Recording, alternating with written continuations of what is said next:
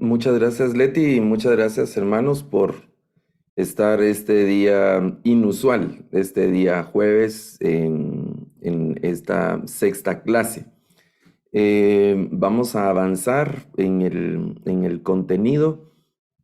Vamos a ponernos de acuerdo. También quiero anticiparles, ponernos de acuerdo para lo que hemos hecho en cursos anteriores de la clase, una clase de refuerzo antes que termine este curso. Vamos a platicarlo con Leti para buscar el mejor día y de alguna manera también apoyar a cosas que han quedado ahí no muy claras o que hay alguna inseguridad o incertidumbre de lo que se tiene que hacer. Estas clases, esta sexta, la séptima y aún la octava clase que tendremos de este curso son muy prácticas. En el curso de la práctica estaremos añadiendo, vamos a decir, como algo de teoría, y esto nos dejará preparados para el cuarto curso, que tiene que ver ya un análisis de discurso, teniendo en mente los elementos que hemos visto ya de la crítica textual y teniendo la información básica para analizar las otras posibles lecturas del texto y otros eventos que están ocurriendo en el texto.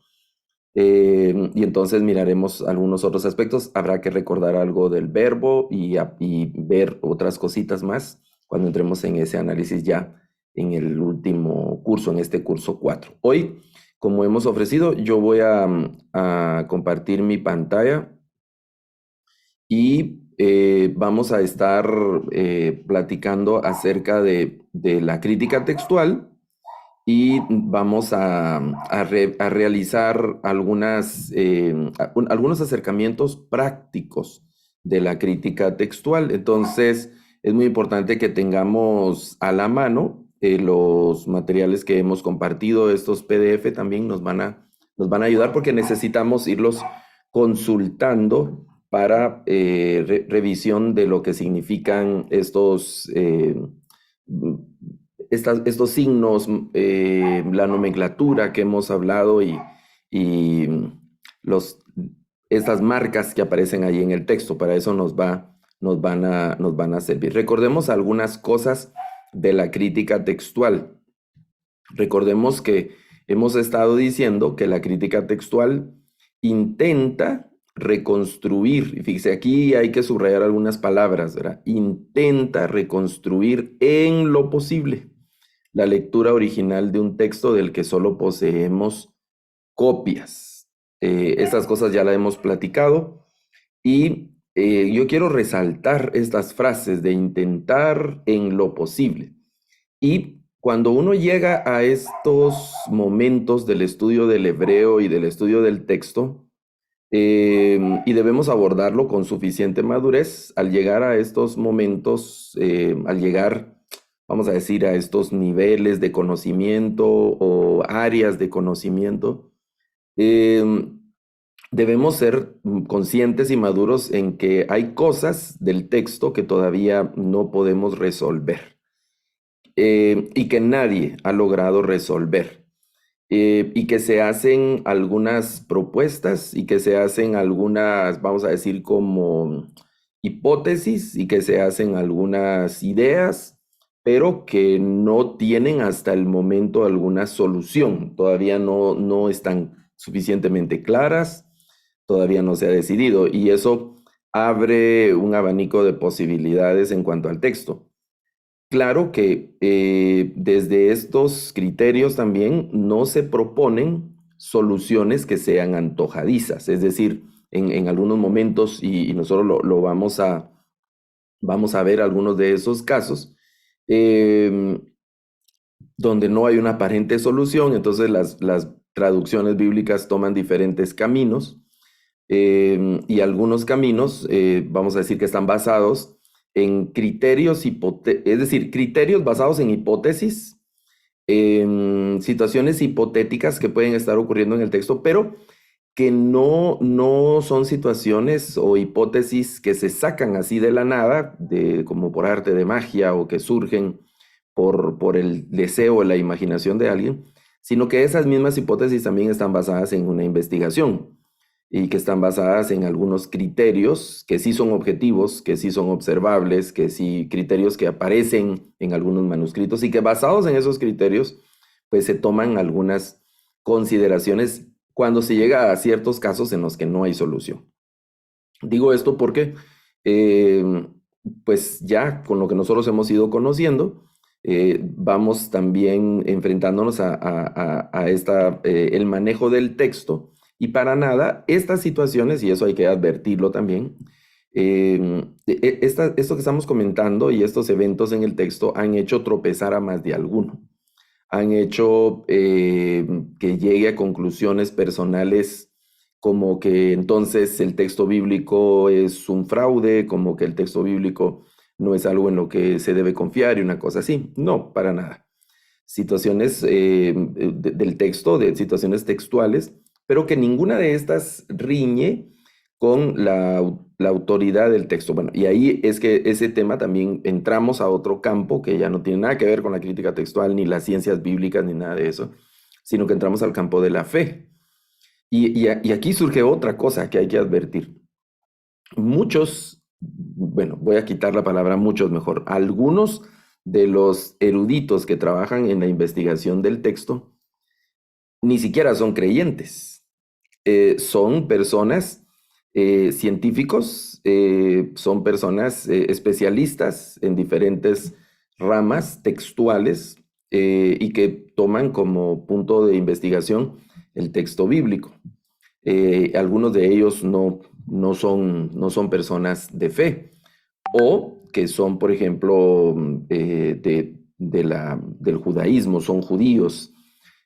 Algunos judíos prosélitos, digamos, y otros son judíos por ser israelitas. Y otros que son, por ejemplo, de la Iglesia Católica o de diferentes ramas, incluso de diferentes ramas del cristianismo. Y eso a algunas personas también les causa cierta inquietud y cierto recelo en cuanto al texto. El texto no tiene nada que ver con lo que la persona cree, con lo que la persona siente, piensa. El texto es, vamos a decir, la parte central, medular. Y el esfuerzo, creo que esa es la parte que se debe de tener claro también, el esfuerzo de la academia, del grupo académico, de los científicos textuales, si vale esa frase, es que no influya ese criterio o pensamiento de fe en el texto, de ninguno, de ninguna. Yo trabajo en traducciones de la Biblia. Voy a dejar de compartir aquí un momento para poder verlos. Trabajo en traducciones de la Biblia y trabajamos con diferentes personas de diferentes expresiones cristianas, con pastores, líderes, sacerdotes, seminaristas, de diferentes expresiones, y el esfuerzo del equipo, vamos a decir, interconfesional, incluso interdenominacional, interdisciplinario, es que la traducción sea una traducción pura, que sea una traducción fiel, que sea una traducción sana, que sea una traducción fluida, de acuerdo a los idiomas a los que se esté traduciendo, al idioma al que se esté traduciendo, sin imprimirle a la traducción mis inclinaciones de fe, mis criterios de fe, para que el texto esté limpio, digamos, en cuanto a las inclinaciones teológicas, doctrinales, denominacionales de las personas que están trabajando en él, digamos, haciendo esa consideración. Por eso es el esfuerzo de las ciencias bíblicas, el esfuerzo de la crítica textual, y ahí debemos dejar que el texto se comporte como tal. Lo peor que le podemos hacer al texto es retorcerlo, que es la expresión que utiliza el apóstol Pablo, hacerle violencia. Por aquí en mi país hay un dicho que no sé si lo usan en sus países, pero dicen, a la fuerza ni la comida es buena. Entonces se le hace fuerza al texto y en ocasiones hay muchas personas que desconfían de algunas cosas. Entonces dicen, voy a estudiar hebreo y voy a estudiar griego, y se meten al texto y se empiezan a dar cuenta que hay otro tipo de situaciones en el texto y se sienten un poco desorientados, desilusionados o desafiados incluso por los hallazgos que encuentran en el texto. Hay que advertir este tipo de cosas porque no debemos dejar que estas situaciones nos sorprendan, sino que nos deben culminar estas situaciones a ahondar en la investigación, a mejorar nuestras herramientas de estudio y de investigación en el texto y con esas últimas partes vamos a concluir esta, que sería como exhortación a nosotros que estamos estudiando el texto bíblico ya en estos niveles de conocimiento. Y si el texto bíblico que estamos analizando desafía, voy a decir incluso, me voy a atrever a decir, desbarata nuestros criterios teológicos, doctrinales o denominacionales, vamos a decir que bien porque estamos haciendo algo que riñe o que se aparta de lo que dice el texto. Claro, ahí hay otra situación que son las situaciones hermenéuticas que tienen que ver con la interpretación del texto. ¿Qué hacemos nosotros con el texto? Por eso recuerden siempre que antes de intentar saber qué significa el texto, debemos determinar qué dice el texto. Y es lo que nosotros estamos haciendo. Nosotros acá, en este curso de hebreo y los que hemos tenido, no estamos tratando de determinar la interpretación del texto. No, ese es un segundo paso que ya nos corresponde a cada uno en nuestras comunidades de fe, que son tan diversas. Pero antes de determinar qué significa el texto, asegurémonos de tener el mejor texto. Por eso, y aquí voy a volver nuevamente a la presentación, debemos de reconstruir en lo posible la lectura original, teniendo en cuenta cosas como que solo tenemos copias. Por eso no se habla del texto original, sino se habla del texto en idiomas originales. Y otra cosa de las copias es que no sabemos qué cantidad de copias y ese tipo de cosas. Hay pasos que ya se han dado y que ya se tienen como por hechos, digamos, y eso nos debe dar paz, como el hecho de que ya tenemos copias del texto suficientemente fiables y eso ya se ha comprobado a través del tiempo. Los rollos del Mar Muerto ha sido una cosa extraordinaria porque han venido a reforzar la idea de la fidelidad de las copias de las que se disponían hasta antes del descubrimiento de los rollos del Mar Muerto. Entonces, hoy podemos decir que tenemos un texto confiable, Y la crítica textual cada vez está haciendo que el texto sea un tanto más confiable. Y claro, tenemos que aprender a trabajar con ella, tenemos que aprender a distinguir los escenarios en los que estamos trabajando y eso lo vamos a ir logrando poco a poco. Entonces ahora nosotros, cuando encontremos modificaciones en los textos, y aquí hablamos de las traducciones, ¿no? Cuando hablamos de nuestras traducciones al español en Latinoamérica o las que vienen de España o de otras partes del mundo donde se habla también español, y encontramos cambios entre una traducción y otra, muy llamativos, o vamos a decir como muy drásticos, debemos investigar. Nosotros ahora ya tenemos algunas herramientas y estamos trabajando para mejorar nuestra investigación y no solo dejarnos sorprender o asustarnos, ¿verdad? Porque, ay, esta Biblia lo que dice, o bueno, y tal vez dice lo contrario de lo que yo quiero que diga o refuerza lo que yo quiero que diga, ese tipo de cosas, porque a veces es el criterio que usamos, ¿verdad? Esta Biblia no, porque contradice lo que yo pienso, ¿verdad? O esta Biblia sí, porque apoya lo que yo pienso. Y ese en absoluto es un buen criterio para determinar la fidelidad de una traducción. Entonces tratemos de tener nosotros como investigadores bíblicos, como estudiantes de las ciencias bíblicas, de la crítica textual. En este punto no debemos de ser defensores de nuestras doctrinas, no debemos ser defensores de nuestros trasfondos teológicos, sino que debemos de ser defensores de nuestro texto. Y cuando riñe, cuando se enfrentan el texto con nuestras doctrinas, pues nosotros debemos de ceder en cuanto al texto y no buscar otro tipo de explicaciones con tal de reforzar lo que hemos creído, aunque sea una creencia que tenga ya muchas décadas. Entonces, Eso nos va a ir dando la pauta para mejorar nuestro conocimiento del texto y el manejo que hacemos del mismo.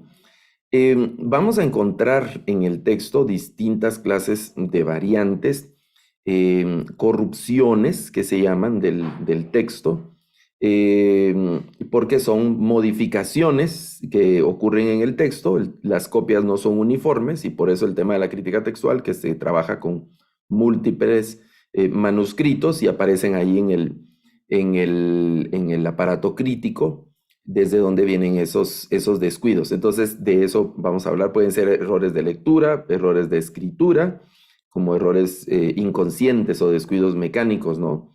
Errores en otra perspectiva sería errores de visión o errores de audición, si le estaban dictando al escriba que estaba realizando la copia, o él estaba viajando, copiando y moviendo sus ojos, o era un dictado que le estaban haciendo, no sabemos. Pero lo que encontramos es ese tipo de errores que parecen ser inconscientes, no premeditados. Y también están las correcciones o las glosas, que eso evidencia diferentes cosas. Evidencia, en primer lugar, que el texto todavía no estaba cerrado. Es probable que ya haya una consideración canónica, pero que el texto todavía no se le atribuía un respeto muy solemne como para que el escriba se atreviera a cambiar ciertas cosas del texto. Eso fue ocurriendo un poco más adelante. Y entonces se encuentran cambios que el mismo escriba hace intencionalmente. Y aquí, en estos cambios, y las glosas son como explicaciones. Por eso tenemos nosotros nuestros glosarios. ¿Se acuerdan? Un glosario es un listado de palabras, es decir, hay un listado de palabras y cada palabra trae como una explicación. Entonces, esas glosas también aparecen dentro del texto, tanto en el Antiguo Testamento como en el Nuevo Testamento. En el Nuevo Testamento hay muchas glosas que son añadidos que se hacen al texto y normalmente de una copia a otra el texto es más extenso. Por eso, recuerden, en una de las clases anteriores estuvimos viendo las reglas de la crítica textual, algunas de las principales reglas de la crítica textual, y una de ellas dice que se debe preferir la lectura más corta, porque vamos a decir, es mucho más común y aceptable pensar que el escriba agregara palabras y no que quitara palabras. Cuando se han perdido palabras o partes de palabras, parece ser un evento inconsciente, donde el escriba saltó, omitió por alguna razón algunas palabras. Pero en esa etapa del texto, algunos escribas todavía se atrevían a explicar ciertas cosas, a pequeños añadidos y redaccionales que aparecen ahí. Bueno, ese es un tema. Ahora, en asunto de las herramientas que debemos usar, recordar siempre de que necesitamos usar las siglas que aparecen en las introducciones de la Biblia hebraica, esta famosa tabla que aparece ahí en el aparato crítico. Esto ya lo hemos visto antes en una de las presentaciones. El listado de los principales testigos textuales, es decir, aquí están los principales manuscritos. Este es un listado breve, resumido de estos manuscritos, pero, por ejemplo, de la Septuaginta, aparecen en la tabla de estos manuscritos diferentes fragmentos. Entonces, el listado de la Septuaginta no es solo una Septuaginta, sino que aparecen diferentes manuscritos que se han encontrado, igual de la Vulgata, igual de otros targúmenes y de otros textos del Pentateuco samaritano y una cosa así. Entonces, están también identificados, ¿no? Y aparecen ahí en el aparato crítico están identificadas estas formas, ¿verdad? Esta es una muestra de cómo se ve la tabla de estos testigos textuales. Y aquí está lo que les decía. Vean, tal vez en sus pantallas no se ve tan claro, ustedes tienen la presentación también y tienen los PDFs de estos cortes que estoy presentando aquí en la pantalla. Este es el listado de algunos, porque ni siquiera están todos, de los que aparecen en la tabla de la Biblia hebraica, de los manuscritos de la Septuaginta, copias de la Septuaginta. Algunas son copias parciales de algunos libros o de algunos segmentos, pero que han tomado relevancia por el contenido, por dónde fueron encontrados, por el estado en el que se encuentran. Este solo es un listado nada más. Si nosotros quisiéramos investigar un poco más de alguno de estos manuscritos, entonces tenemos que hacer una investigación. En las redes hay bastante información acerca de estos manuscritos, de algunos más que de otros, en particular cada uno de ellos, ¿no? Tiene una historia y ahí dice qué contiene, en qué estado está, dónde fue encontrado, por quién fue encontrado, dónde se conserva y cosas como esas. En esta tabla solo dice cuál es ese manuscrito, ¿no? Todos tienen un nombre y los nombres de los manuscritos en ocasiones se les asigna el nombre del lugar donde están guardados, en otras ocasiones del lugar donde fueron encontrados o de la persona que también diferentes casos, de la persona que los encontró, de la persona que los está conservando o que trabaja o algo representativo, de ahí van tomando los nombres. En otros casos, como en los rollos del Mar Muerto, los nombres de sí, la forma de codificarlos es el número de la cueva donde fueron encontrados. Eso los ubica, vamos a decir, geográficamente dentro del complejo de las cuevas frente al Mar Muerto, y el libro y también otros números que tienen que ver con secciones o fragmentos del manuscrito, ¿verdad? En ese sentido. Hay otra serie de símbolos y otra serie de trazos que aparecen en el texto. Y pues ahí nosotros tenemos que estar verificando los PDFs que hemos estado utilizando.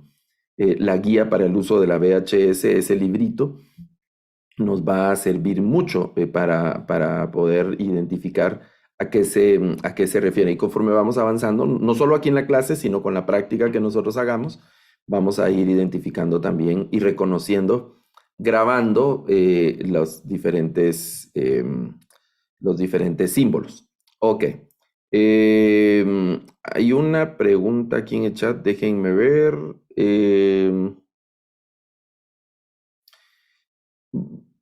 Dice, ¿cuándo debemos elegir?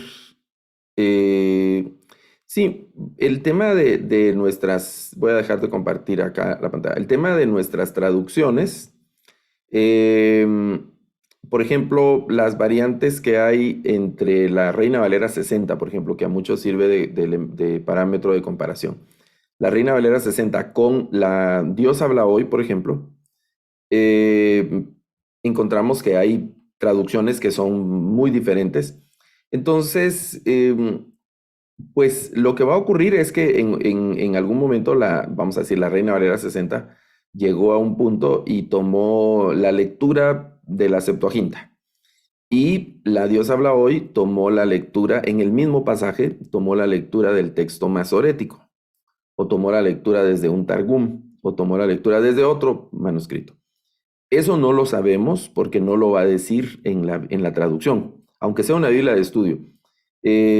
Algunas de las Biblias de estudio tienen ese tipo de comentarios. Por ejemplo, la Reina Valera contemporánea de edición de estudio solamente dice otra posible lectura o dice cosas como los manuscritos antiguos y así nada más. Ya no dan más información.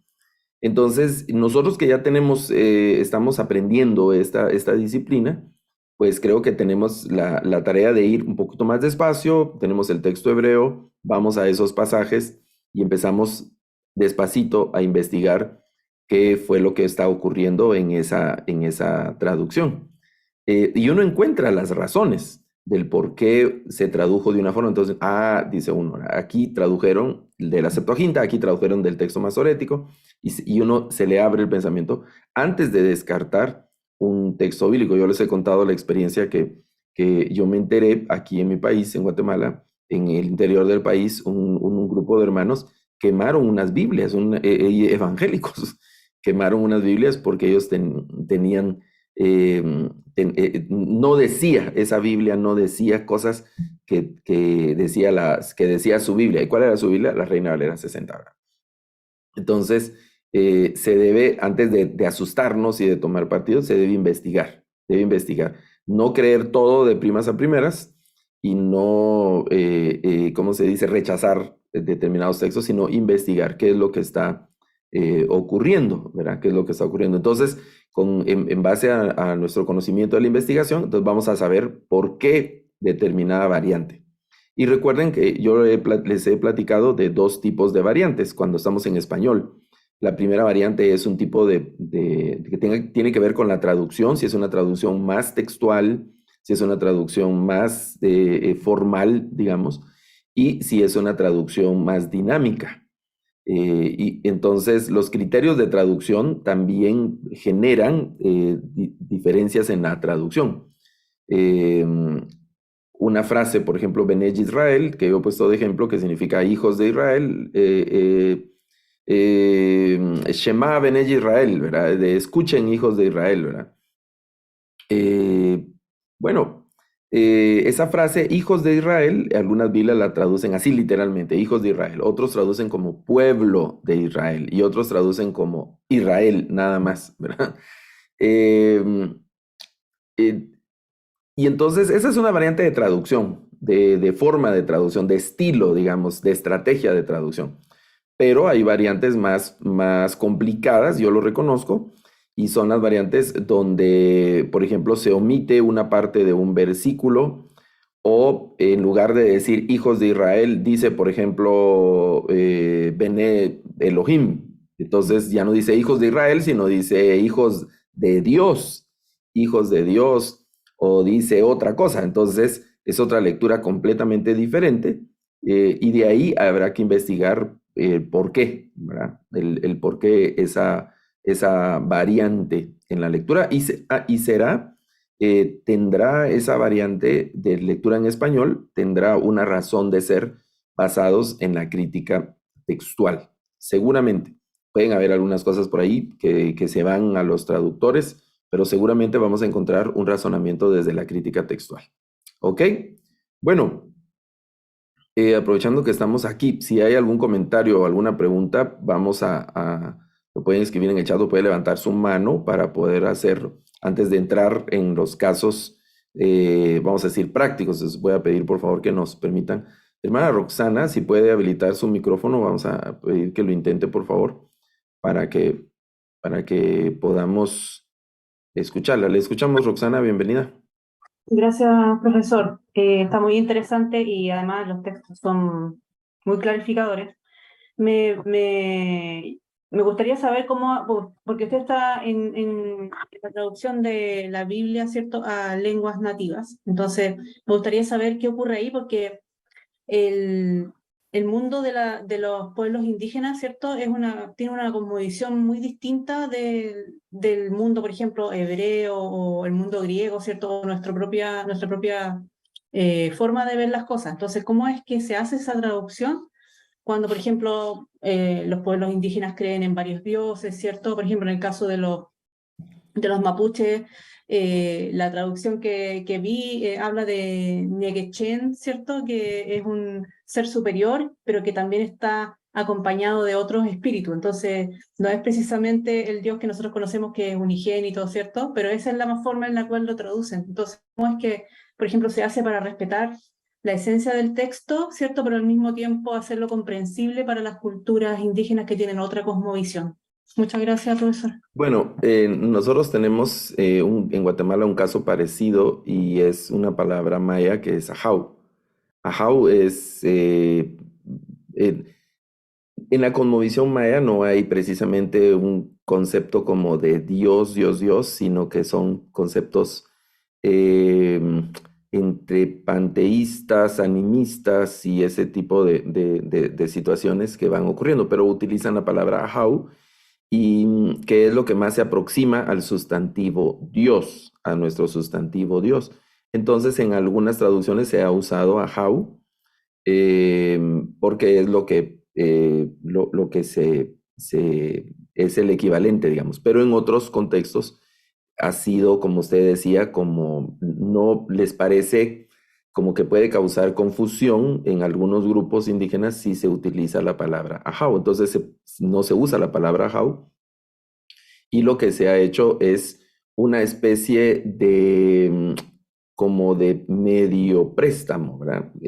Una especie de adaptación lingüística con el tema de la fonética de la palabra en español que más se acerque a la fonética del idioma. Entonces, por ejemplo, en lugar de decir Dios, dicen Dios, que es una palabra, digamos, es un préstamo, pero se ha adaptado a la fonética del idioma indígena, como Dios, ¿verdad? Para evitar el uso de ajau en esos grupos donde causa temor y puede causar confusión. Incluso se sienten mal de usar ajau porque ajau es el ajau de la montaña, el ajau de la lluvia, el ajau y así, ¿verdad? Y para hacer esa distinción, entonces mejor se ha preferido usar ese tipo de expresiones. Y así en múltiples conceptos, ¿no? Que hay una discusión con el equipo, hay consensos, digamos, la intervención mía es en cuanto a ayudarlos a llegar a aterrizar las ideas y estar siempre comparando con lo que ocurre en el texto bíblico y cómo lo usaban los mismos judíos, porque ellos tuvieron el mismo lío, digamos, como por ejemplo con el tema de Elohim y todos los demás nombres de Dios, incluso el mismo tetragrama. El mismo tetragrama tiene raíces mesopotámicas, ¿no?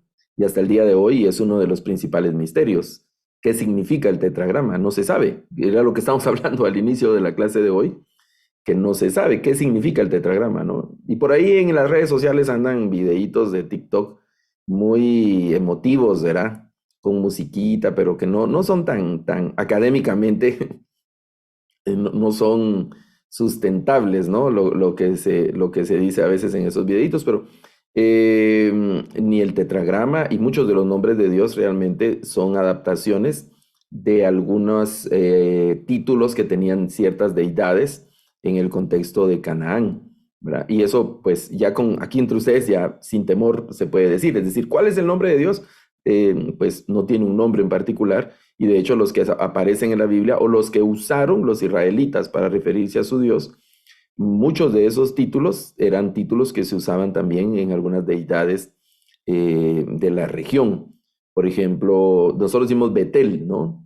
Bet-El, que significa casa de Dios, pero esa palabra El es el nombre también de diferentes dioses en Canaán, eh, que eran dioses también que venían de algunos criterios desde Mesopotamia. La misma palabra Elohim que hemos hablado, ¿no? En algún momento, que también eran nombres de ese tiempo. Ahora, cuando estamos haciendo la traducción a lenguas indígenas, normalmente se utiliza una Biblia en español como base, una Biblia base, y esa Biblia sirve como guía. Cuando llegamos a una bifurcación, digamos, a un asunto crítico que ameritara un cambio vamos a decir, ameritara un cambio. Voy a poner un ejemplo que déjenme pensar algo. Por ejemplo, que la Reina Valera tiene una lectura y en algunos casos, em, algunos proyectos tienen como base de referencia a la Reina Valera. Entonces, la Reina Valera contemporánea o la Reina Valera 60 o la Dios habla hoy. Eh, y cuando se llega a un punto donde hay otras posibilidades textuales, entonces se evalúa y digamos, esa es parte de mi trabajo, sugerir, miren hermanos, aquí hay otras posibles lecturas, ¿verdad? Reciente tuvimos un caso, estábamos trabajando con un equipo en Génesis y pasamos por el caso de las hijas de Labán y pasamos por los ojitos de Lea. Incluso yo escribí una notita en las redes sociales. Pasamos por los ojitos de Lea porque la Biblia dice, en algunas traducciones han puesto que Lea era de ojos delicados, de ojos tiernos, ponen ahí unas versiones. Y en realidad lo que el texto dice, la expresión del hebreo no es tanto, no se refiere a que Lea tenía ojos bonitos, o que estaban enfermos los ojos de Lea, sino que parecía que Lea tuviera como una mirada triste, ¿verdad? Como una mirada apagada tenía Lea.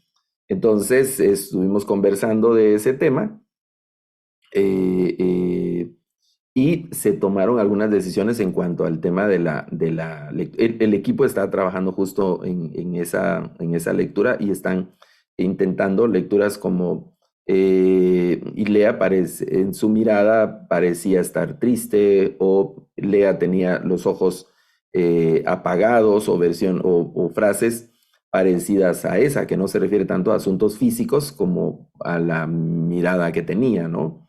A ese tema, que es hacia donde se inclina la lectura del texto hebreo.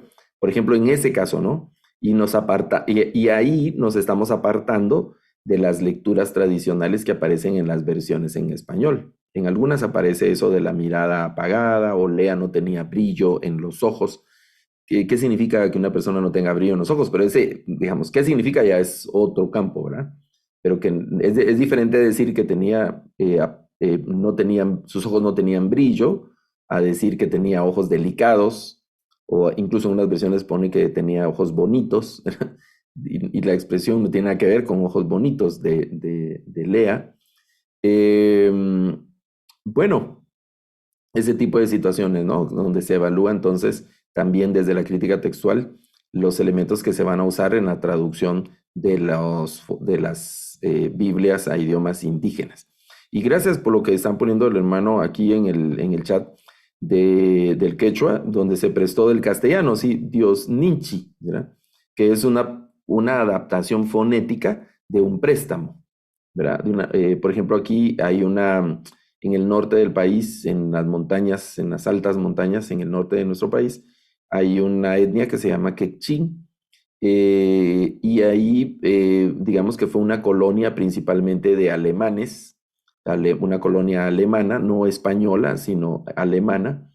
Y entonces, por ejemplo, hay algunas adaptaciones de algunas fonéticas de ese tiempo. Después vinieron los españoles también y entraron con un tema de educación y otras cosas. Entonces se fueron pasando algunas palabras también. Por ejemplo, para siervo, para esclavo, no tienen una palabra propiamente en el idioma, sino que usan una adaptación de mozo.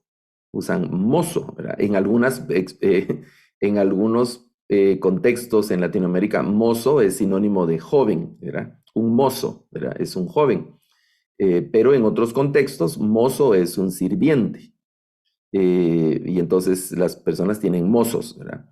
En este contexto, mozo es sirviente, y entonces en el texto, para traducir esclavo, se utiliza la palabra mos, que es como una adaptación fonética al quechí, una quechización, dicen, de mozo con moos, por ejemplo, ¿verdad? Y así ocurre, no solo aquí en Guatemala, sino ocurre en todos los proyectos indígenas y en otros países también incluso de idiomas mayoritarios, que son adaptaciones de esas palabras. Ok, bueno, veamos algunos casos del tema de la crítica textual. Algunos de estos vimos en una de las clases anteriores así rápidamente, y hay diferentes casos y vamos a ver como los más frecuentes. En las siguientes clases vamos a ver, en la séptima clase y en la octava clase, vamos a ver también casos un poco más que sería como raros, pero esos son como los más frecuentes que van ocurriendo en el texto. El cambio de letras parecidas, ¿verdad? Eso es algo frecuente. De hecho, cuando aprendimos el alefato, aprendemos también, recuerdo que yo siempre pongo un cuadro de el cuidado que debemos tener con letras que es muy fácil que las confundamos, ¿verdad? Por ejemplo, podemos confundir una kaf con una bet, podemos confundir una resh con una dalet, se puede confundir una hei con una het, se puede confundir una dalet con una kaf sofit y así, ¿verdad? Una nun se puede confundir con una gimel, bueno, en diferentes casos. Y los escribas parece que también, ¿verdad? Confundieron letras y eso lo encontramos en el texto. Por ejemplo, en este pasaje, bueno, vamos a ver algo más antes de entrar en ese detalle. Noten que en este versículo, lo que hemos visto, hay palabras que tienen literales Esas literales son las que nos envían al aparato crítico. Nos envían al aparato crítico. La próxima semana vamos a estudiar el caso, los ketiv kere se llaman, y es unas rueditas que aparecen encima de estas palabras, así como esta ruedita que aparece acá, que se llama chirchelus, ¿verdad? O el circelus, dicen algunos, el chirchelus, esta ruedita nos está indicando que hay una anotación aquí en la masora parva, o la masora pequeña, como se conoce también. Entonces, eso lo vamos a ver la próxima semana. Y ahora vamos a concentrarnos en estas literales que aparecen aquí, no en todas, sino en algunos casos, dependiendo del caso que estemos viendo, ¿no? Por ejemplo, este es de caída de letras, de cambio de letras parecidas, y vamos a analizar esta palabra yaanenu. Y en el aparato crítico aparece vamos a decir, la corrección que proponen otros textos. Voy a cambiar porque no es necesariamente una corrección, sino que es una variante, una lectura variante que aparece. Ya hemos visto esta L, que significa leye o leyendum, es de leer en lugar. Entonces, lo que está sugiriendo es que en lugar de leer de esta manera, leer, y fíjese, aparece una Vav. Déjeme hacer algo por aquí ahorita para que podamos verlo de una manera un poco más grandecita. Vamos a ver. Aparece una Vav, esta es la forma que quería verlo. Ok. Esta es la palabra que tenemos en el texto, y nos está enviando esta literal, es una letra B, nos está enviando a esta nueva lectura. Y entonces note que al inicio de la palabra hay una yod, y aquí en el aparato crítico, en lugar de una yod, aparece una bab. Y luego hay un como apóstrofe, y eso lo estamos hablando la semana anterior o hace 15 días, creo, de que lo que está diciendo es que la variante está en esta parte de la palabra y el resto de la palabra sigue igual. Es decir, la variante está únicamente al inicio, y básicamente es, en lugar de leer con yod, deberíamos leer con bab. Entonces, en lugar de decir ya nenu, debería decir va nenu. Y seguramente lo que ha ocurrido aquí puede ser que él escriba, en lugar de escribir una Bab que traía algunos textos, escribió una Yod. Y eso aparece en estos textos, que es la Septuaginta y algunos Targúmenes. Es decir, la traducción, porque en la Septuaginta es griego, pero la Septuaginta no tradujo ya nenu, que es un verbo en imperfecto, tradujo va nenu, que es un verbo en perfecto, ¿verdad? En esta frase. Y ese pequeño cambio que le da al texto otra lectura, porque la frase de arriba o la palabra de arriba, ya nenu, significa nos escucharás. Aquí creo que me faltó una tilde. Nos escucharás, ¿verdad? Nos escucharás. Eso en español sería un modo indicativo, y la lectura que aparece en el aparato crítico desde la Septuaginta y en los Targúmenes es escúchanos. Esta lectura ya no es una lectura de modo indicativo, sino que esta ya es de modo imperativo, ese cambio, ¿no? Y eso le da otro tono a la lectura del texto, solo por el cambio de una letra que... este es uno de los casos que puede ser una situación inconsciente de los escribas, que no lo hicieron conscientemente, sino que hay vamos a decir, una variante, porque puede hacer que el escriba haya estado copiando él mismo, entonces miraba y copiaba, y en una de esas no vio bien. Eso es lo que se me ocurre. No vio bien una letra o algo, o el trazo, una situación, y confundió estas letras, ¿no? Se cambiaron dos letras parecidas. Este es otro caso de cambio de letras parecidas del Salmo 54:5. Esto ya lo hemos visto en una de las clases anteriores también, por eso no estamos tomando la lectura. Y aquí aparece Sarim. Sarim, vamos a verlo acá también, es por acá aparece la expresión sarim, y observe aquí abajo en el aparato crítico está la palabra sedim. El tema de las vocales es un asunto al que aquí en el texto vamos a decir que tiene una relevancia secundaria, no es la primera importancia, sino tiene que ver las consonantes, donde nos debemos de fijar principalmente. Entonces, la palabra que aparece en el texto es sajin, una resh, una yod y una memsofit, pero acá, en estos múltiples manuscritos hebreos medievales, dice sedim, aparece en lugar de resh, es una dalet, y esas son dos de las letras que se parecen mucho, la resh y la dalet.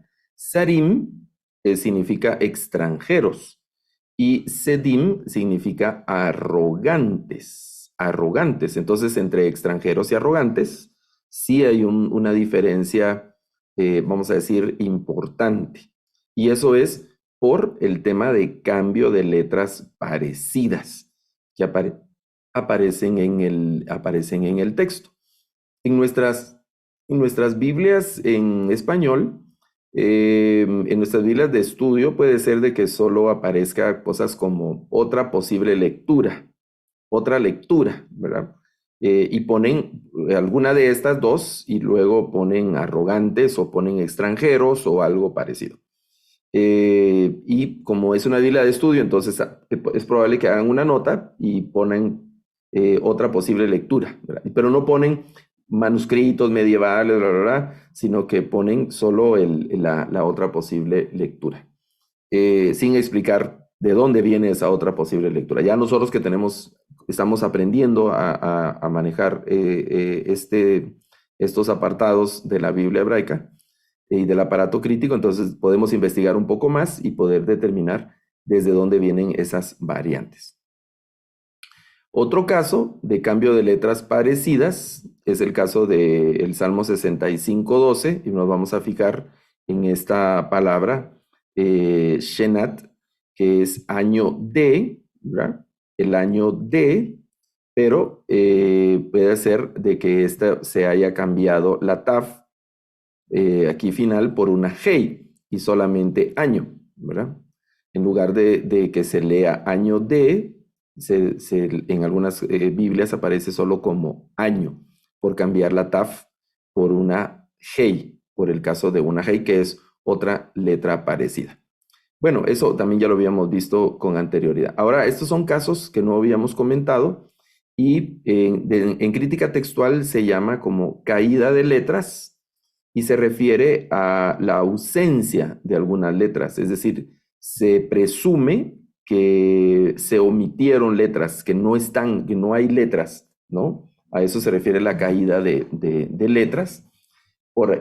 Y eso está también dentro de los casos y las situaciones que son inconscientes, involuntarios de los escribas. Estos son los casos que estamos viendo. Es decir, no fue que el escriba intencionalmente dijo, pues voy a omitir esta letra, sino se sospecha que el escriba se le fue, se le escapó, no se fijó, y habían procesos de revisión de los textos y pues también no lo lograron ver.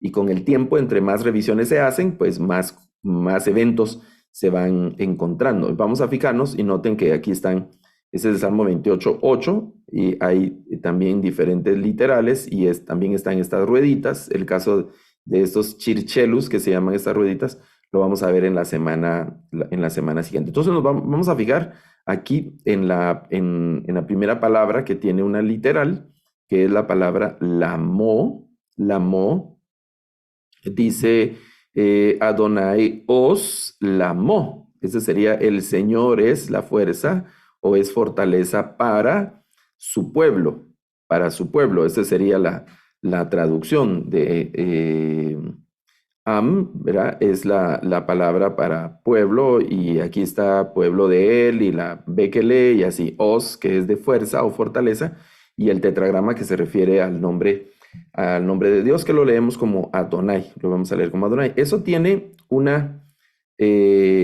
vamos a decir, corrección aquí en el aparato crítico, porque este sí parece ser como una especie de error ortográfico, porque la palabra le hace falta una ayin a la palabra pueblo.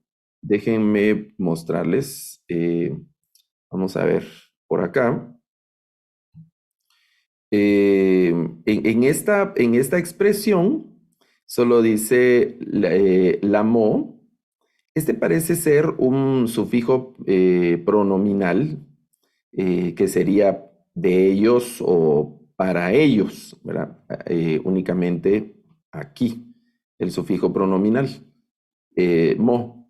Pero aquí en el aparato crítico, en estos manuscritos, desde la Septuaginta y en el Siriaco, aparece entonces con una ayin entre la lamed y la mem. Noten que aquí entre la lamed y la mem no hay nada, pero desde estos testimonios de los muchos manuscritos y también la traducción de la Septuaginta y la traducción del Siriaco, pone traduce la palabra le amó. No solo la amó, sino le amó. Y aparece una ayin. Aparece esta ayin, que es la que le da el otro significado. Este lamó es una expresión que se puede traducir como para ellos.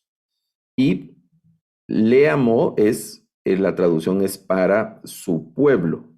Para su pueblo. Es decir, hay una variante considerable en este caso. Veamos esa cita. Vamos a ver esa cita. Voy a poner aquí el texto hebreo. Déjenme, vamos a alargar un poco más esto. Y estamos en el Salmo, dice Salmo 28:8, ¿verdad? Vamos a ir al Salmo. Ustedes tienen su Biblia ahí también, o tienen más Biblias digitales, pueden abrirlas para revisar.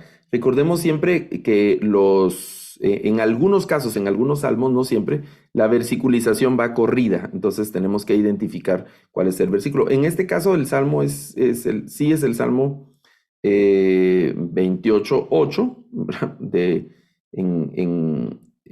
que estamos buscando, y en español es donde la versiculización va corrida. Vamos a ver aquí en las versiones y todas tienen el, el, el, el, ese mismo número.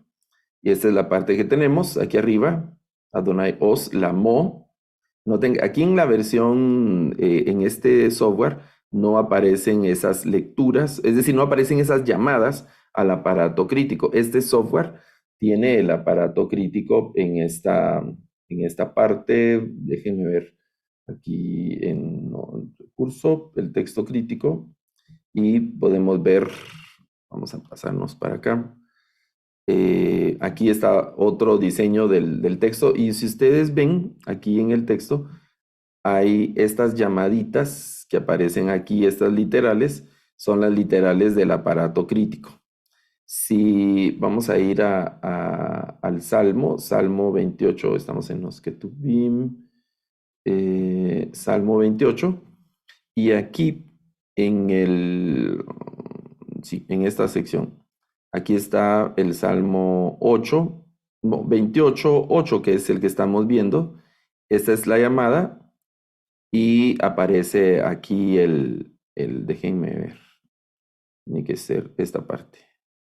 Aquí está el aparato crítico de esta sección. Y noten que aquí aparece ya la ayin, que es la que estábamos nosotros revisando en el texto. Es decir, esta misma nota la tiene aquí este software y nos explica, por ejemplo, este símbolo, ¿qué significa? ¿Verdad? Vamos a ver, aquí está el 8, pero lo está poniendo en otro texto. Bueno, lo vamos a ver nosotros desde nuestro texto. Lo que quiero señalar es cómo traducen las demás Biblias. Noten que voy a bajar esta parte. Aquí el texto masorético, el texto hebreo dice lamó, que debería traducirse para ellos. El Señor es la fortaleza para ellos, o es fuerza para ellos. Y el texto de la Septuaginta y otros manuscritos hebreos medievales han traducido desde le amó, que debería ser para su pueblo. Entonces la lectura, el Señor es fortaleza para su pueblo, el Señor es la fuerza o fortaleza para su pueblo. Veamos entonces, vamos a ver, veamos las otras versiones. Todas estas que tengo aquí dice para su pueblo. Noten esta versión, solo dice Jehová es su fuerza. Jehová es su fuerza. Bueno, y ahí hay una variante por el tema de las otras traducciones, ¿verdad? Jehová es su fuerza. Bien, lo que estamos observando de este caso es la posible caída de una letra que le da otro significado a la lectura. Y eso no se lo han sacado de la manga, digamos, sino que ha ocurrido porque hay otras lecturas de otros manuscritos, de otros manuscritos que leen o que toman esa lectura, incluyendo esa letra que es posible que se haya perdido, ¿no? En ese caso. Estoy leyendo aquí mensajes del chat. Sí, gracias Máximo, ¿verdad? Lo que dice de la nomenclatura. Observen la nomenclatura, dice leer con pocos manuscritos, no es múltiples, sino debería ser MLT si fueran múltiples. Esta PC es de pocos manuscritos, donde aparece esta lectura, pero pocos manuscritos medievales, que es este MSS, y también esa lectura aparece en la Septuaginta y aparece en el Siriaco. Es decir, son tres tipos de testimonios textuales en hebreo, en griego y en siriaco, donde aparece la lectura le amó, de donde viene le amó, que es para su pueblo.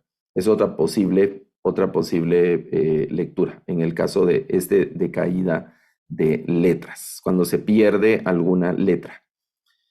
Veamos otro caso, el caso de la haplografía o haplografía, como leen algunos. Esta haplografía es cuando vienen seguidas dos letras o palabras parecidas y se pierde una de ellas, ¿no? También estamos viendo casos que son como inconscientes, variantes inconscientes que ocurren en el texto, que no fueron incluidas o que no ocurrieron por voluntad del escriba. Eso es lo que se sospecha. Es lo que se sospecha, ¿no? Sí, Máximo, la Biblia textual en la tercera versión dice, el Señor es la fuerza para él, debería ser para él.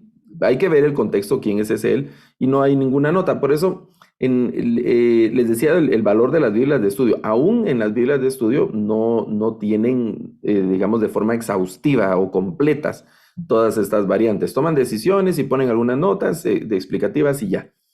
Por eso es la importancia de que nosotros aprendamos estos recursos y que tengamos estos conocimientos para acercarnos un poco más y que tengamos, digamos, herramientas para profundizar más en el estudio del texto bíblico. Ok, bueno, estamos aquí con la haplografía y es que hay dos letras o dos frases o palabras parecidas y por error se ha omitido una.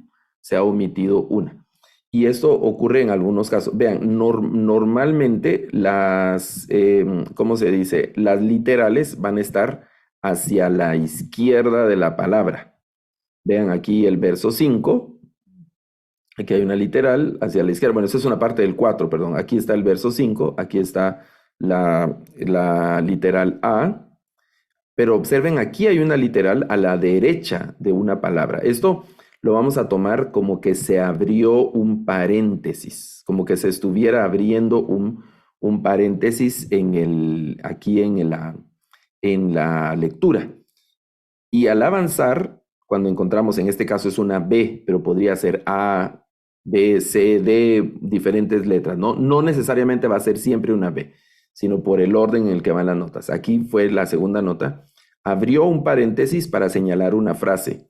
Puede ser una palabra o puede ser una frase. Normalmente van a ser como mínimo 2 palabras.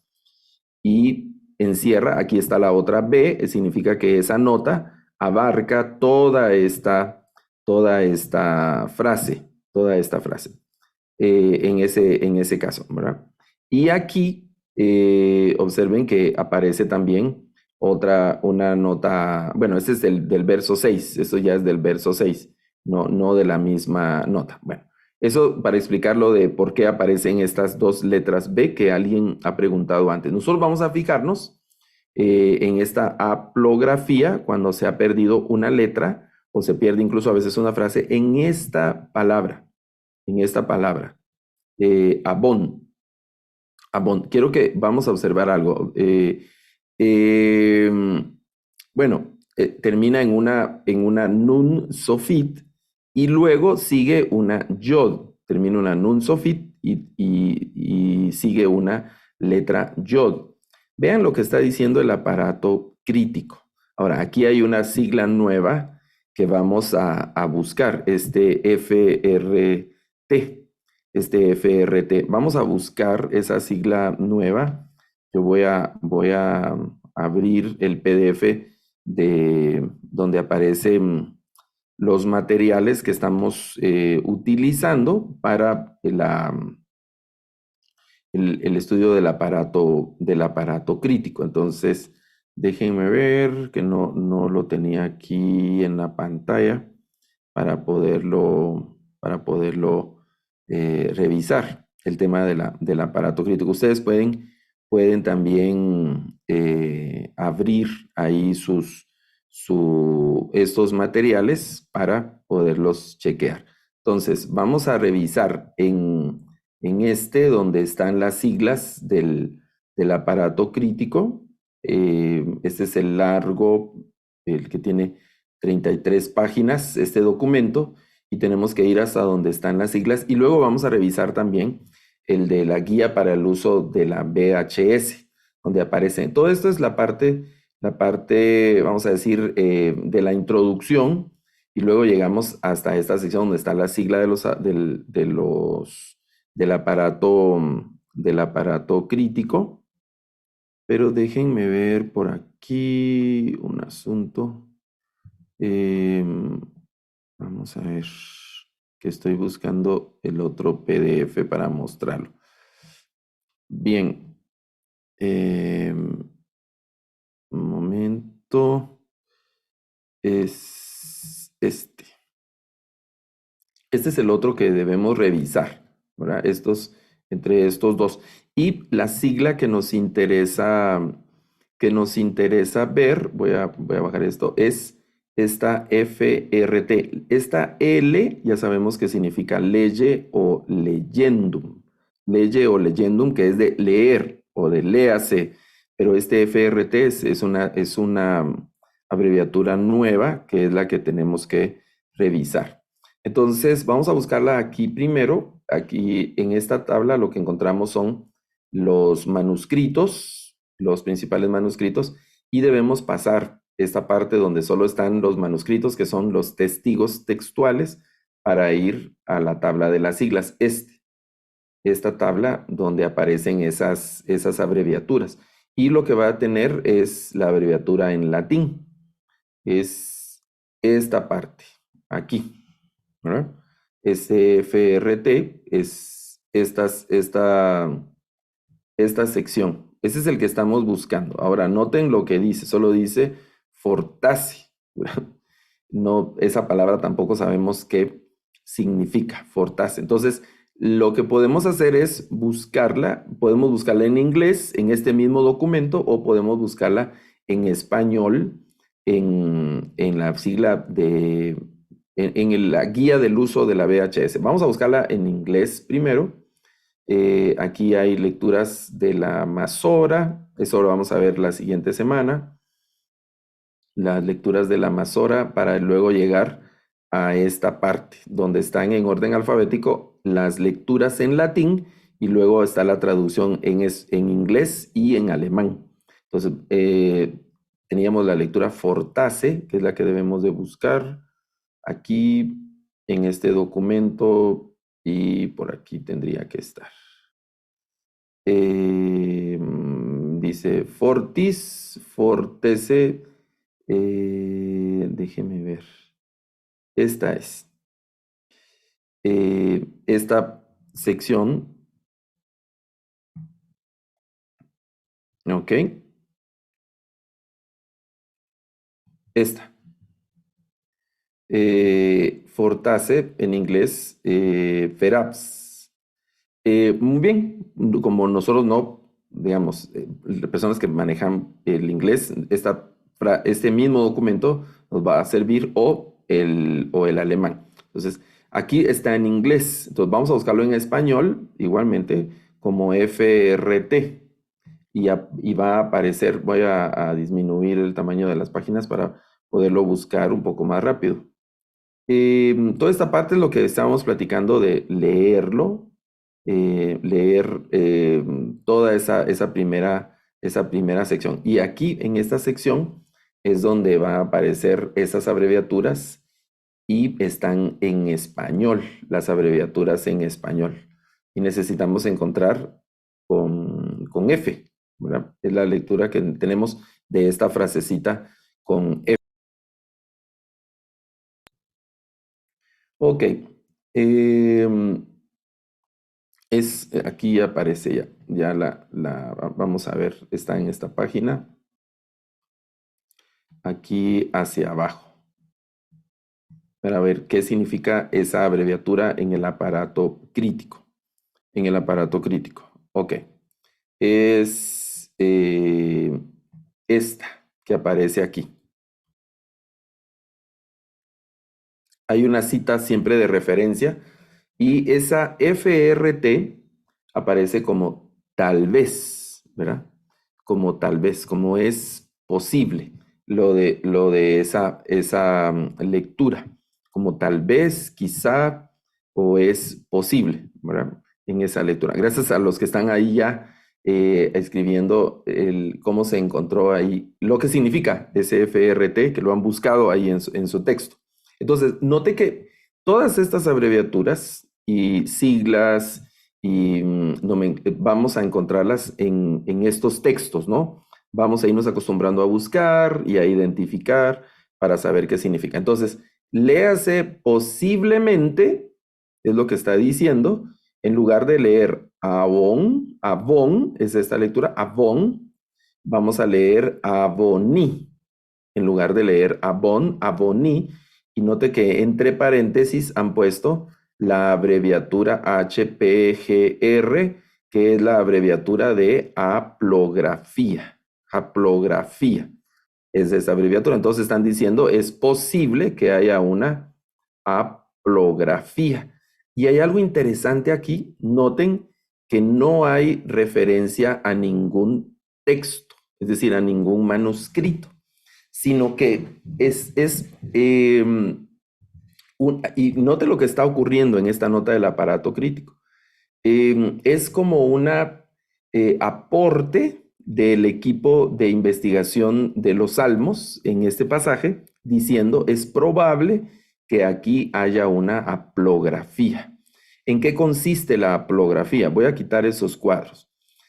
Si ponemos esta palabra, y lo voy a hacer un poco más grande, deme un momentito. Si ponemos esa palabra,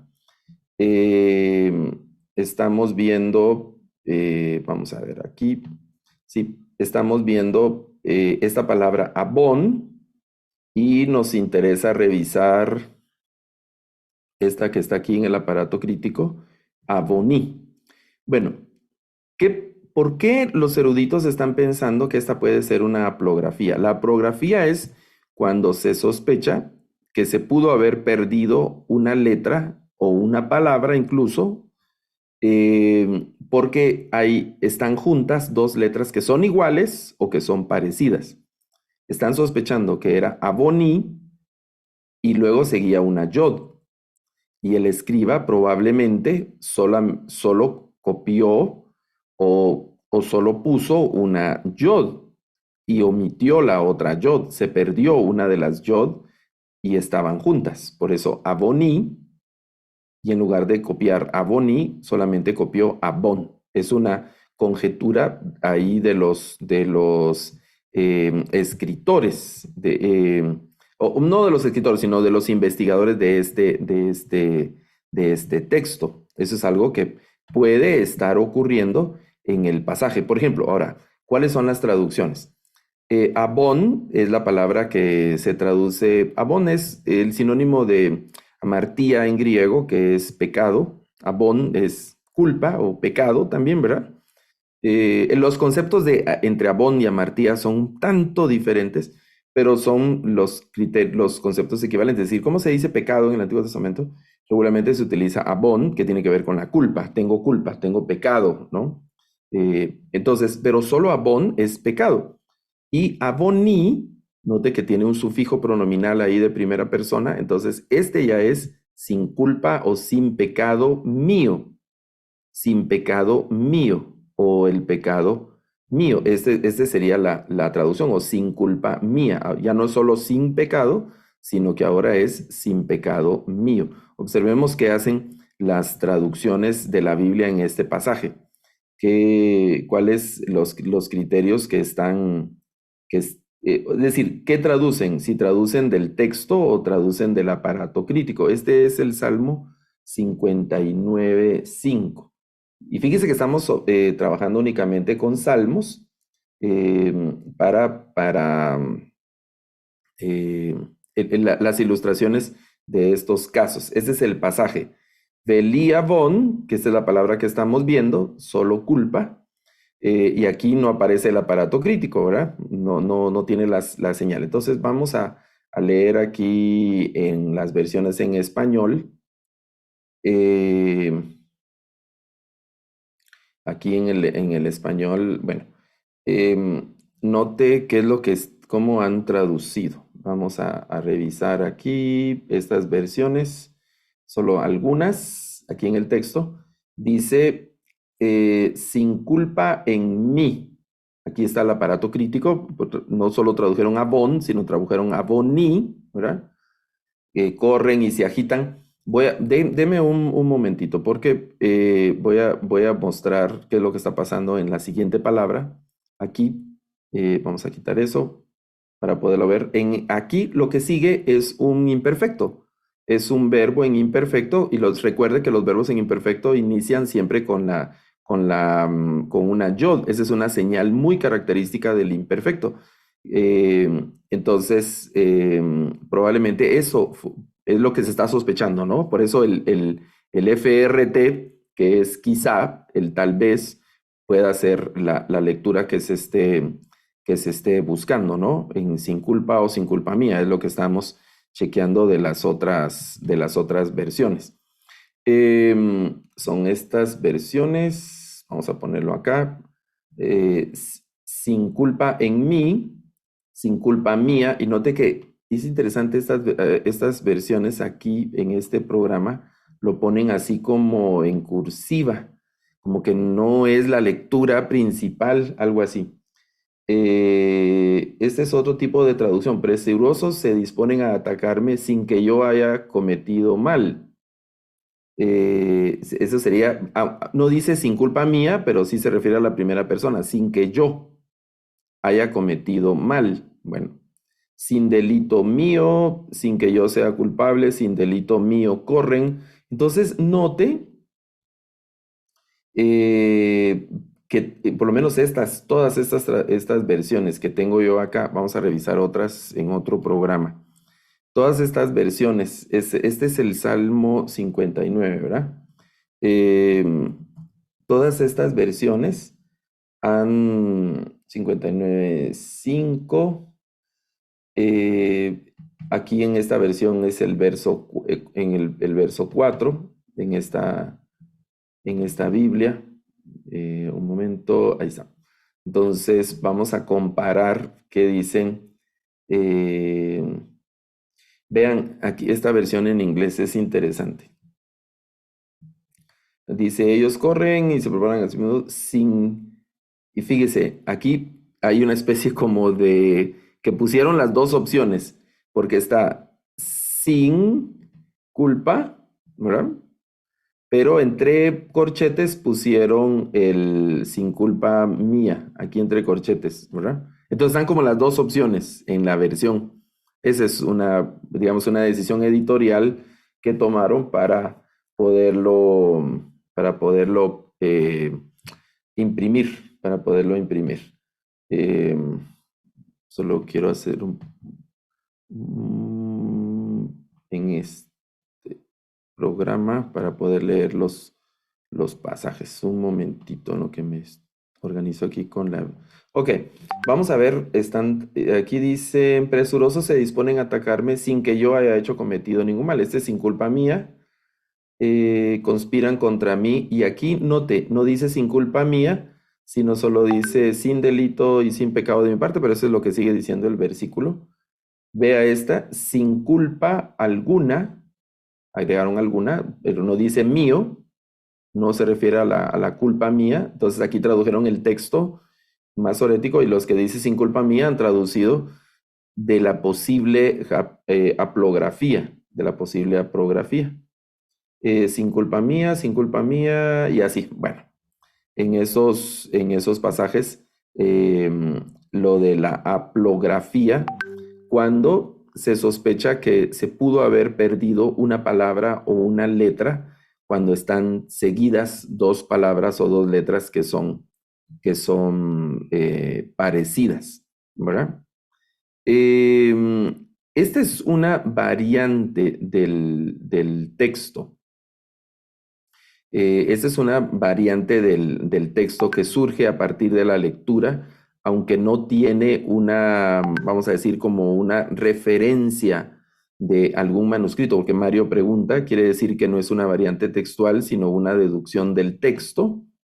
Esa es una forma, vamos a decir, interesante de decirlo, porque no tenemos un texto que lo refrende, de decir, aparece en la Septuaginta o aparece en tal otro manuscrito, sino que es una lectura que se toma a partir de la sugerencia de los especialistas aquí en el aparato crítico. ¿Lo notan?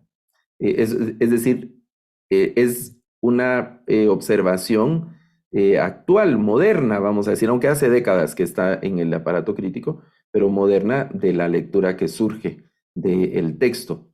Y ya no solo se analiza la palabra en particular, sino también el contexto de esta palabra y cómo va tomando forma las traducciones y las otras lecturas a partir de lo que está presente ahí en el contexto, ¿no? Entonces, hay una sospecha de aplografía aquí, si se perdió o no esa yod al final de aboni, en lugar de aboni. Ok, veamos otro caso, y este es como el caso contrario, porque es la ditografía, así se llama. Vamos a recordar, el anterior es aplografía, cuando vienen seguidas dos palabras o dos letras parecidas y se pierde una. En este caso, cuando se escribe por descuido dos veces una palabra, una letra o una frase, es decir, se repite una frase o una palabra puede ser o una letra. Hay de esos diferentes casos. Ese caso se llama ditografía en el texto. Vamos a poner atención a esta frase, a la frase alel dabar, que es alabo o bendigo. Halel es el verbo de alabar, alabo la palabra, y note que esa misma frase aparece al final. No, aquí está esta A, una A, y luego aparece esta otra A que se refiere a estas frases, a esta primera frase, junto con esta primera frase, aunque hay otro análisis aquí que eso no lo vamos a ver nosotros en este momento. El alabo tu palabra en esta frase, ¿no? Está repetida en el versículo, muy cerca. Eso es, vamos a decir, como sospechoso de que pueda ser una ditografía que el escriba lo puso, ¿cómo se dice? Lo repitió dentro del texto por error. Y luego está la lectura del aparato crítico. Vamos a ver eso un poco más cerca en la lectura del aparato crítico. Vamos a ver, deme un momento. Aquí está el aparato, el aparato crítico y note que está la PRP. Vamos a ver y voy a dejar un minuto para que busque en sus documentos y lo pueda escribir en el chat qué significa esas siglas PRP. Me voy a quedar aquí unos segundos esperando para que ustedes en sus documentos puedan buscar qué significa esta PRP en los textos que estamos viendo. Ahí está ese PRP y fíjese, voy a volver aquí para hacerlo un poco más grande. Necesitamos encontrar qué significa esta sigla en aquí PRP y también necesitamos encontrar este UT, que es una abreviatura nueva, y también qué significa este signo. ¿Qué significa este signo? Quiero que por favor, lo busquen en sus documentos y lo puedan escribir ahí en el chat. Vamos a ver. Ok, aquí ya están viniendo algunas respuestas. PRP del latín propositum ha sido propuesto, es lo que están poniendo Eva y Máximo. Nos falta ese ut, ese es un poco más común, el ut, y ese signo, como el signo de, este creo que es el de menor que, ese como puntito, como punta de lanza que aparece en el texto también. Eso va a estar en los símbolos que aparecen ahí en el texto. Sí, vamos a ver, Máximo, es UT, la abreviatura UT. ¿Cómo o de modo que? ¿Ok? Y nos falta el otro símbolo, ese símbolo que aparece aquí en el texto. Este símbolo nos está haciendo falta. Vamos a buscar ese juntos. Yo voy a abrir el PDF que estamos revisando para chequearlo juntos, para ver juntos ese PDF. Vamos a ver dónde está este PDF, ¿no? Vamos a regresar porque esos símbolos aparecen arriba, al final de donde están el listado de los manuscritos. Al final de esos manuscritos están esos símbolos y lo podemos buscar también directamente en el texto de español de la guía para el uso de la VHS. Por aquí ya vamos a encontrar esos signos. Aquí están estos signos, ¿verdad? Este es el que estamos buscando, que aparece aquí, ¿verdad? Este, que es pluscuam o dest in, ¿verdad? Este símbolo es el que estamos buscando. Ahora, vamos a ir a la guía de la VHS y vamos a buscar ese signo también. Ese está al final del texto, donde están todos los símbolos y los manuscritos de los testigos. Aquí está el ut que estábamos buscando, como, de modo que, y vamos a buscar. Ok, ese es el otro símbolo que necesitamos usar en esa lectura, solo para identificarlo. Dice, falta en, está ausente en. Es lo que significa este símbolo que aparece ahí en el aparato crítico en esta nota. Falta en o está ausente en. Ahora, regresemos a nuestro texto. Esta es la nota que tenemos, ¿verdad? Y estamos analizando primero A. Esa PRP que aparece ahí, que ha sido propuesto, la propuesta que se tiene es, dice Devaro, y este ut así como en el verso 5 podría ser, ¿verdad? Vamos a ver ese verso 5, aparece aquí, pues este número 5 regularmente es la referencia del versículo en el mismo capítulo. Si fuera capítulo versículo, entonces aparecerían dos números con una comita, separados con una comita. El primer número es el capítulo y el segundo es el versículo. Este solo hace referencia, solo es un número, entonces debemos entender que es el versículo del mismo capítulo. Es decir, este es el versículo 5 del mismo capítulo. Pues vamos a ver el versículo 5 en un momento. Entonces, la propuesta de esta A, tanto en esta palabra como en esta palabra. Observen que esta A no hace paréntesis porque no hay una A la derecha de la palabra, sino que las dos palabras que son iguales sufren el mismo cambio. En lugar de ser solo dabar, significa palabra. La propuesta es devaró, que sería su palabra. No solo palabra, sino su palabra. Alabo su palabra. Alabo su palabra. Esa es una situación. Pero además está la nota B, y eso es la sospecha de la ditografía, porque en el siriaco este símbolo no aparece, está ausente. Entonces, al estar ausente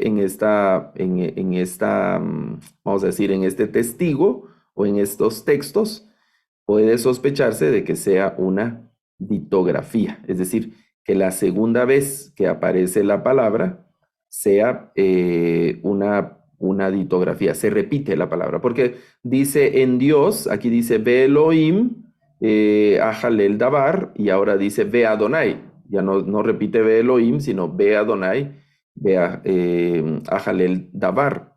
En Dios alabo su palabra, bueno, siguiendo la propuesta de Baró, en Dios, porque aquí solo dice en Dios alabo, tendría que decir la palabra, en Dios alabo la palabra, y luego en el Señor alabo la palabra. Si seguimos la propuesta, en Dios alabo su palabra, en el Señor alabo su palabra, pero se sospecha de ditografía aquí. Entonces se podría omitir esa segunda frase, en Dios alabo su palabra. Esa frase, sí, devaró en la segunda parte, ¿correcto? ¿Verdad? Devaró, esa es la lectura, devaró. Ahora, veamos qué hacen las versiones bíblicas en esos casos. Este es el Salmo 56, 11. El Salmo 56, 11. Bueno, y dijimos que íbamos a ver el 5, donde tendría que aparecer la palabra devaró, que es esta, que aparece aquí. Noten esta frase. Esta es la frase a la que se refiere en el verso 5. Aquí estoy en el verso 5 del mismo Salmo. Entonces dice, a Jalel devaró, a Jalel devaró. Y de hecho es la misma, voy a quitar ese cuadro, es la misma frase, es esta misma frase que está al inicio.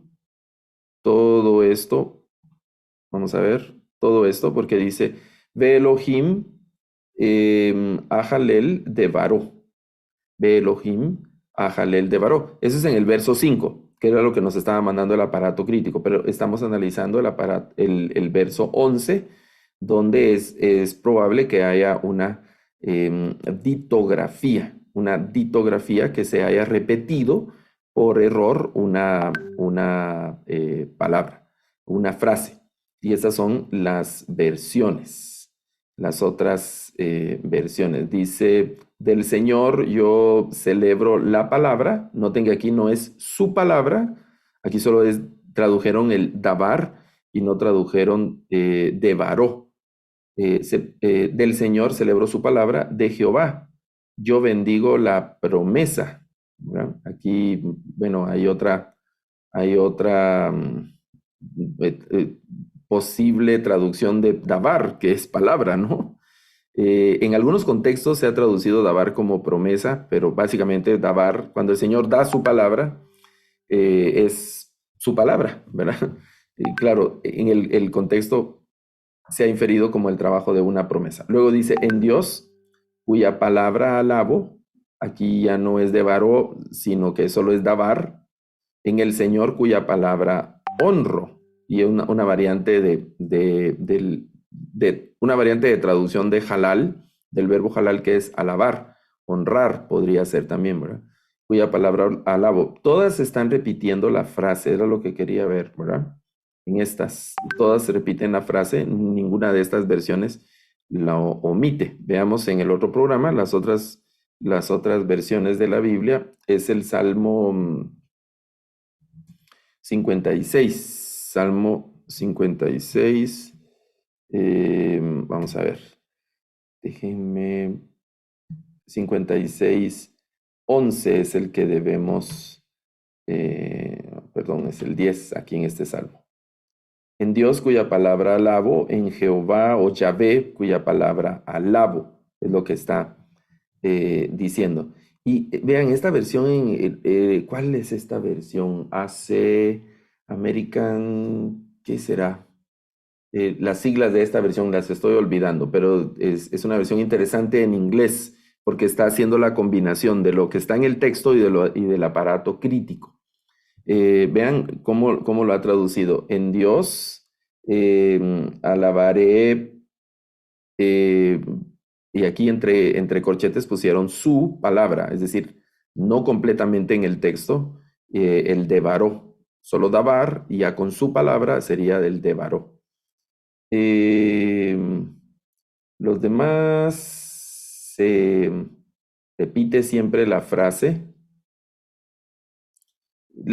Estas otras que son otras traducciones completamente es por el cambio de versiculización, ¿verdad? Nosotros estamos siguiendo aquí el verso 11 es en hebreo, pero en español, en algunas versiones es el 10, en otras va a ser el 11. Entonces, por eso es que, por ejemplo, esta no tiene nada que ver con lo que estamos revisando. Lo que estaba viendo si alguna de estas omite una de las frases de la ditografía. Bueno, creo que todas están esa palabra. Solo aquí lo de en Dios alabaré su palabra, en el Señor alabaré su palabra, y hicieron lo mismo que la versión que vimos al inicio en inglés, que pone la parte también del aparato crítico entre corchetes. Ok, bueno, vamos a ver otro de los casos. Teniendo en mente que la ditografía entonces es cuando se escribe por descuido 2 veces una letra, una palabra o una frase. Ok, muchas gracias. Es una versión conservativa, dice el hermano Máximo, y también la TL habla de sus promesas, pero esa es como una variante de traducción de dabar, porque dabar significa palabra. Es decir, cuando el Señor da su palabra, lo podríamos interpretar como también en algunos contextos casi como juramento o como promesa, porque Él ya dio su palabra. Como cuando nosotros decimos, pero me da su palabra, queriendo asegurar algo, ¿no? Sí, te doy mi palabra, decimos. Ok, eso sería un equivalente a te prometo o casi como te juro, ¿verdad? La Eva dice que vamos a ver, que la Contemporary English Version no repiten, no lo repiten. No, esa creo que no tengo esa versión aquí en los programas. Ok, pero es probable que algunas de estas versiones lo omitan, esa segunda frase por el hecho de que sea una ditografía. Y sí, se deduce que pueda ser una ditografía, como pregunta Mario en el chat, porque no aparece en la versión siríaca. La versión siríaca omite esa frase del texto, y eso es algo interesante, ¿no? Y de ahí es donde se sospecha la posible ditografía en ese caso, ¿no? Y ahora tenemos, por ejemplo, aparte de lo que estamos viendo de la ditografía, también ya tenemos en mente el significado de otras siglas en el aparato crítico. Ya sabemos, por ejemplo, qué significa este símbolo que está ausente o que no está, o que podría ser, es decir, si no está en el siríaco, eso puede ser un añadido en el texto masorético o en los otros textos, ¿no? Pero no está en eso. Y eso es las siglas PRP que estábamos revisando, que es una propuesta, algo que se propuso, ¿no? Dentro de de los textos. Noten que esta no tiene una referencia textual y solamente es una propuesta que se hace aquí porque en el versículo 5 aparece devaró, no aparece dabar, es esta misma frase en el versículo 5, pero en lugar de decir solo dabar, dice devaró. Entonces se sospecha que en esta parte también debería de ser devaró, devaró, ese tipo de cosas, ¿no? Y noten que no es solo en el versículo, sino que se está analizando también el contexto anterior, como en el caso aquí en el verso 11, lo que está ocurriendo en el versículo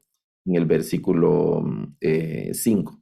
Vamos a ver uno más esta noche. De estos tenemos que seguir hablando en la siguiente clase y todavía en la 8ª clase, dentro de 15 días, con la ayuda del Señor. Y esta es una palabra que a mí me cuesta decir. Homoioteleuton, la palabra, ese es el nombre, bueno, de la palabra que define este caso. Y es cuando se omite por descuido una palabra o una frase debido a la confusión de letras iguales o parecidas. Se omiten, ¿no? No solo las palabras, sino frases completas, ¿no? Debido a confusión de letras parecidas. Aquí estamos en Isaías 6:13 y vamos a fijarnos en esta frase. En esta frase vamos a fijarnos.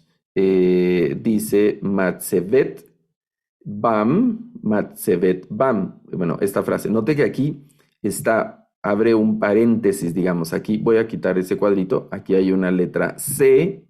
Siguen los análisis. Incluso aquí hay una D, una E y hasta aquí está la letra C. Incluso abre un nuevo paréntesis en esta F.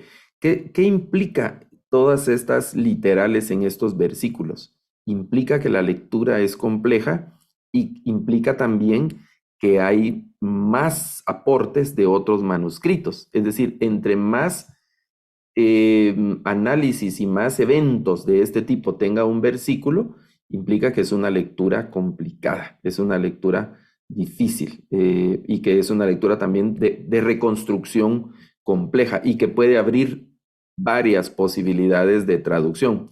Estos versículos, por ejemplo, note, este es el versículo 13 y tiene, por lo menos en esta última parte del versículo, una lectura complicada, ¿no? Porque hay diferentes testimonios textuales. Nosotros queremos observar el homoioteleuton, homoioteleuton de esta frase, ¿no? El Matzevet Bam, y aparece esta otra frase, porque aquí se cierra el paréntesis, será Kodesh, ¿verdad? Será Kodesh. Y lo que está diciendo, observen el aparato crítico. Lo que está diciendo, vamos a ver, aquí quiero ver ahora sí, lo que está diciendo el aparato crítico es que esa lectura que aparece aquí, toda esta lectura que aparece aquí, se omitió en la Septuaginta. Ahora ya sabemos qué significa este símbolo, ¿no? Que está ausente, que no está.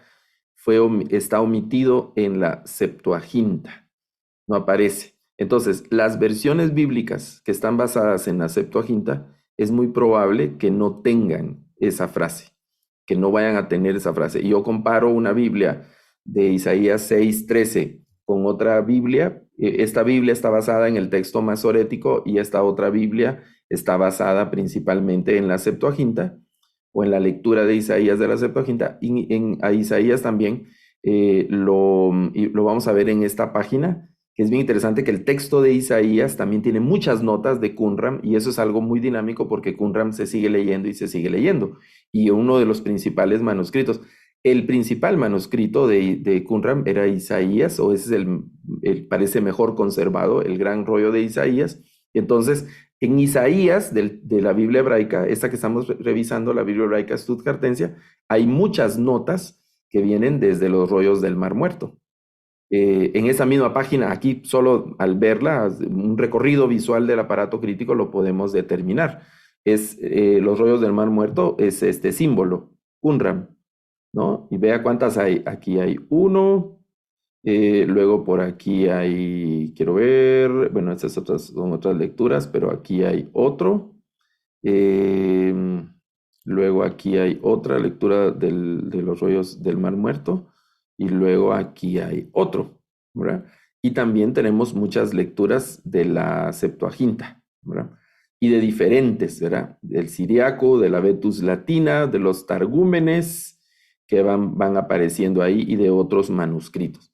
Entonces, lo que estamos revisando nosotros es esta frase desde la literal C, toda esta frase, Matzevet Bam Sera Kodesh, no aparece en la Septuaginta. Y parece ser un problema de homo teleutón, es una palabra que siempre se me ha dificultado, tengo que practicarla más, este término, porque es posible, fíjese lo que está ocurriendo, es posible que la vista del copista haya pasado desde esta frase donde inicia lo que se omitió hasta esta. Entonces, en lugar de leer aquí y lo que restaba, omitió toda la frase pensando que o se saltó hasta aquí. Voy a quitar esas muestras, es decir, la vista del copista hizo un salto desde aquí y note que son un grupo de letras parecidas, ¿verdad? De hecho, voy a volver a trazar. Vea, es una mem, tzade, una bet y una taf. Igual acá, mem, tzade, bet, taf. Toda esta parte es una frase o una palabra similar. Entonces, al llegar acá, el copista por alguna razón, eso es lo que se sospecha, saltó desde aquí hasta acá y omitió todo esto. Toda esta parte la omitió, toda esta sección. Por lo menos, eso parece haber ocurrido en la Septuaginta, que es donde no está presente. No está presente esa sección, ¿verdad? De la Septuaginta. Voy a dejar de compartir acá para escuchar algunas preguntas o comentarios. Estamos ya en la parte final de la clase de este día. Han quedado ahí algunos casos, pero la siguiente semana vamos a continuar en eso. Y también en el campus bíblico, en la página del campus bíblico, hay un quiz que deben completar en relación a la teoría de esto que estamos platicando. Entonces, les escucho. Si hay alguna pregunta o algún comentario, este es el tiempo para poderlo hacer, que estamos ya en la parte final de la clase de hoy.